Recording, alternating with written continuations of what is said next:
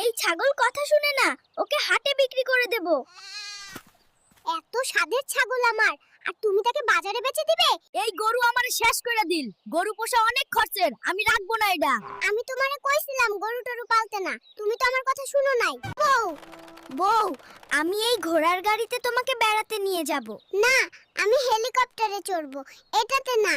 সংসার মানেই টাকা খরচ, আগে জানলে বিয়েই করতাম না। তুমি এত কৃপণ, আগে বুঝিনি। জানলে আমিও তোমাকে বিয়ে করতাম না। সিয়াম, আমি বাড়ি থেকে পালিয়ে এসেছি, চলো আমরা পালিয়ে বিয়ে করি। আমি এই ঝামেলার মধ্যে জড়াতে চাই না, তুমি বাড়ি ফিরে যাও।